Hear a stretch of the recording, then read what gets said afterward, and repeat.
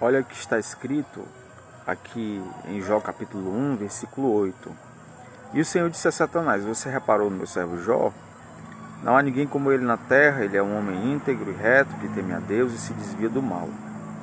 Então Satanás respondeu ao Senhor: Será que esse é o motivo que Jó teme a Deus? Não é verdade que tu mesmo puseste uma cerca ao redor dele, da sua casa e de tudo que ele tem? Abençoaste a obra de suas mãos e os seus bens se multiplicaram na terra. Eu quero falar aqui em uma rápida reflexão sobre as impressões que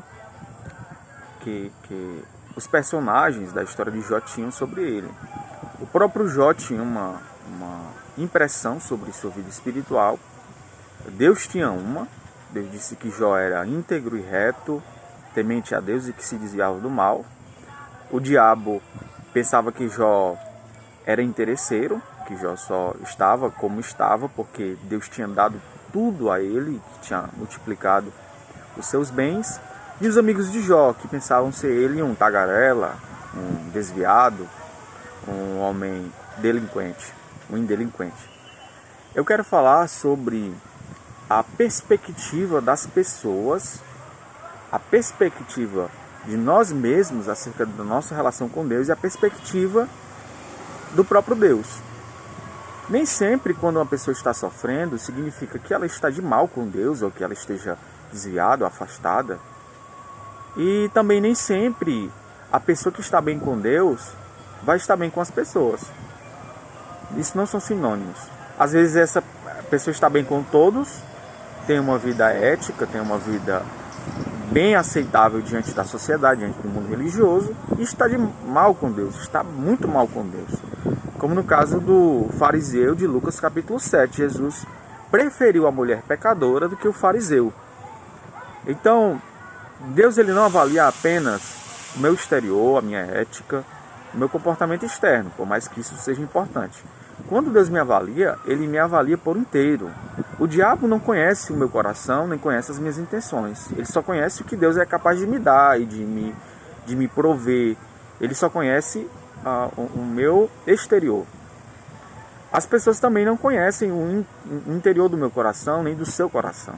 Então elas sempre vão avaliar de acordo com as suas ações e de acordo com as suas palavras.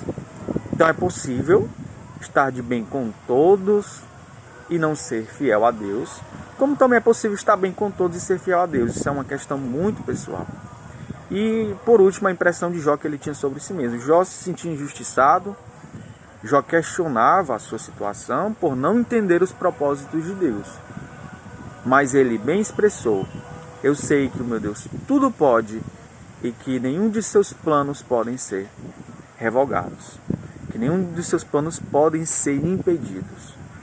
Jó terminou o livro entendendo o projeto de Deus para a sua vida, por mais que ele tivesse passado por aquela crise, mas ele compreendeu a ação de Deus sobre a vida dele. O que mais importa, o que irá nos fazer entender os projetos de Deus, é a forma como nós recebemos a revelação de Deus, como Jó teve essa revelação no capítulo 42. Eu sei que tudo podes e que nenhum de teus planos podem ser frustrados. O papel do cristão, do crente, é aceitar a soberania de Deus sobre a vida dele no tempo da bonança e no tempo da calamidade.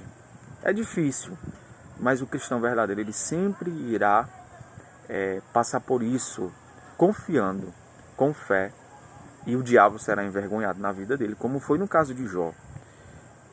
O testemunho de Deus sobre Jó permaneceu. Ele é íntegro, ele é reto, ele teme a Deus e ele se desvia do mal. Então que Deus possa nos dar essa clareza de Jó. Jó não tinha o Novo Testamento, Jó não tinha escola dominical, mas Jó tinha a fé, Jó tinha o conhecimento real de Deus. E ele perseverou nessa fé até o fim. Então que Deus nos dê essa perseverança, essa perspectiva real sobre nós. Por mais que eu me enxergue numa situação de calamidade, de sofrimento, eu preciso ter convicção em Deus que o mesmo Deus da paz é o mesmo Deus da guerra, o mesmo Deus dos tempos bons é o Deus do tempo de malice. Tudo tem um propósito estabelecido por Deus. para todo tempo há um propósito. E tudo tem um tempo certo de ocorrer. Então que você esteja firmemente convicto em Deus.